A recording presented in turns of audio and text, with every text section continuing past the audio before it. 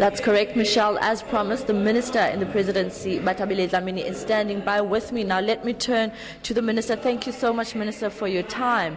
You literally just arrived and we're seeing a hall that is packed of women and young people coming here to talk to you about some of the social ills that they continue to face, particularly in communities like Gugulethu. We know that you are here to talk about human trafficking, prostitution and drug abuse. But let's just let's track back a little and just go back to what happened in Durban.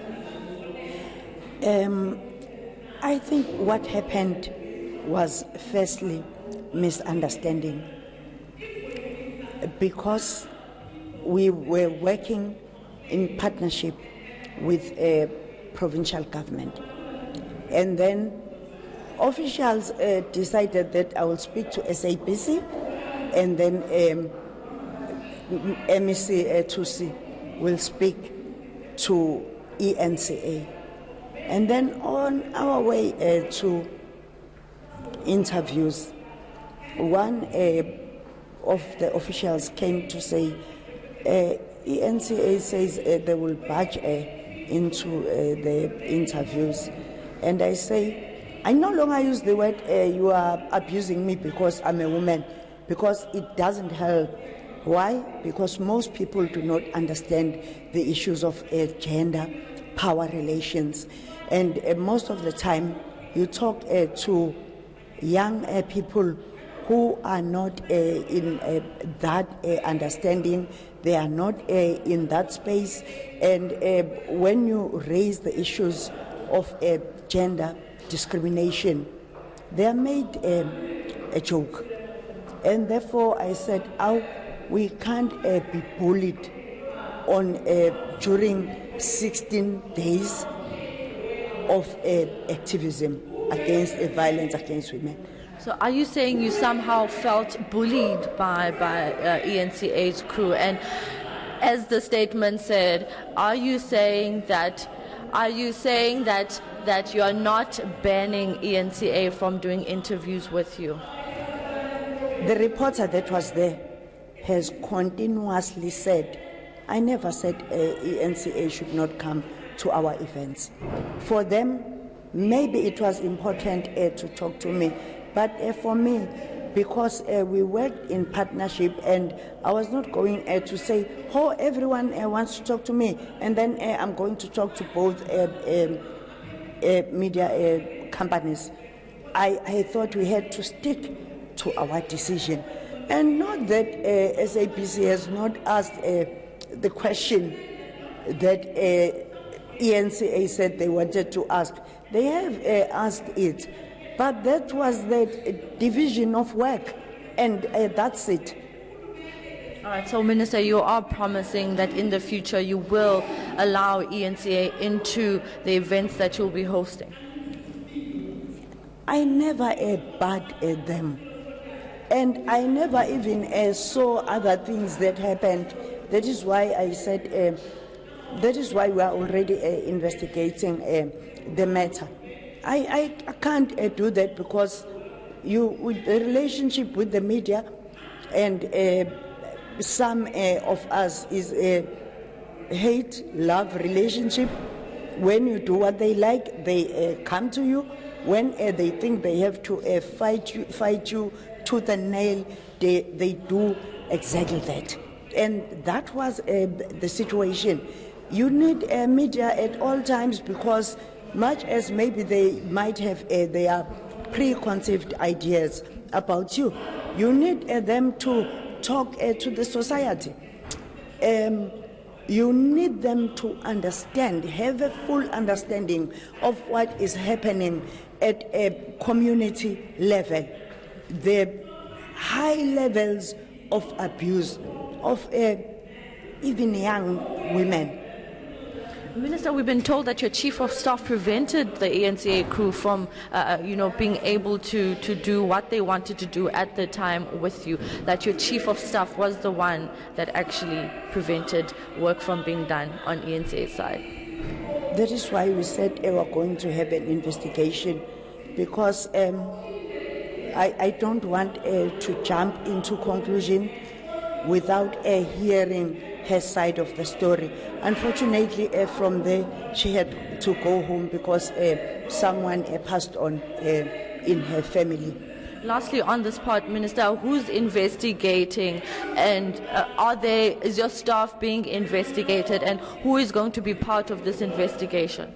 It's going to be senior officials in the department, and we are going to also ask GCIS to assist us, but also just to talk to them about some of the things that we do in passing. The Chief of Staff has been working, and other officials of the department have been working very hard to organize that event. There were dialogues before the event, and some of the issues that came up in the dialogues are very much depressing. And therefore, that same day, we woke up very early in the morning. We were planting trees in the morning. We went to church, and there were many people in the hall. It was very hot. And so, you know, when you do things, some just happen during the spur of the moment. And you realize that, oh, okay, I've messed up. And let's correct what has happened. And that's why we've said we are also prepared to sit with eNCA out of camera and have a proper discussion. Lastly, I know I said that was the last question, Minister, but do you believe in freedom of media? Yes, I do. As I've said, sometimes you feel like not buying a certain newspaper, and at some stage you find it progressive. I've not been reading some of the newspapers, but one of the newspapers that has been forthcoming with the issues of women is the Mail and Guardian. Last week there was a piece, and a very important piece about the Provera. And then I'm going to buy the newspaper up until I feel that they are no longer useful to me. I buy what is useful. I buy what is going to improve my understanding of things. For instance, those are technical issues. They need experts. And I've passed them to the experts in the department. And that is what I like reading about, because on the issues of gender equality, you have to always improve your understanding of what is happening around you. Now, Minister, the Hawks have been making several arrests with regards to human trafficking, and in most of these cases, people that fall victim are unfortunately women. Now, do you think townships like Gugulethu are aware about how the suspected human traffickers lure them into, in some cases, they promise them lucrative jobs? Do you think that enough is being done to educate people from these communities to be aware of human trafficking, because often it leads to prostitution and drug abuse? Okay, stereotypes first. Our thinking is that a 13-year-old girl is innocent, and we forget that media is open, and whilst you want a relevant media, there are other spaces that are occupied by these people. It's not in townships only, even in the rural areas. Young girls as 13 years old go to town on a daily basis, and they say to their parents they are going to meet someone, they are going to do this, but their parents do not ask, and now you saw this person, why do you come back with money? And secondly, there are women who would come and take our girls and tell them they've found jobs for them in towns, and big cities like Cape Town, Johannesburg, and eThekwini, only to find out that they are taken to brothels. And parents get confused, but sometimes they accept things that are done by perpetrators. For instance, teachers that impregnate girls in schools. Not teachers only, people that have money. They come and pay lobola.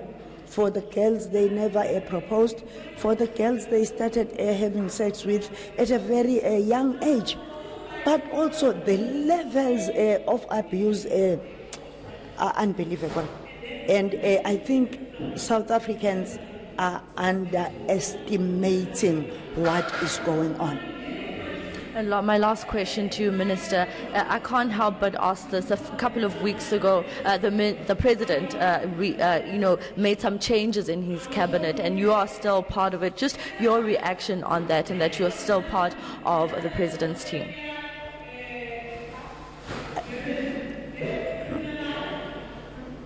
Okay. We are not appointed to stay permanently in these positions. When the organization gives you an opportunity, you must do your best. And when the organization says thank you, it might be hurtful maybe for a month, but we have to accept that and go and do some work. And government will always change, but membership of the ANC is not taken from you. You remain a member of the ANC. But I must say that I'm grateful of what the President did, because there's been a strong campaign. And also, I feel very sad that I've been paired with men and young men. When there is a campaign, I'm paired with someone. And this is not happening for the first time. It has been happening. And people want to bring in standards. They are not using generally for everyone to measure people. And that has to be looked into. It's also an issue of power relations. It's also an issue of some people having the right to decide about other people, even those that are not in their purview. They want to decide about them. So I'm grateful of the decision of my organization as well as the President.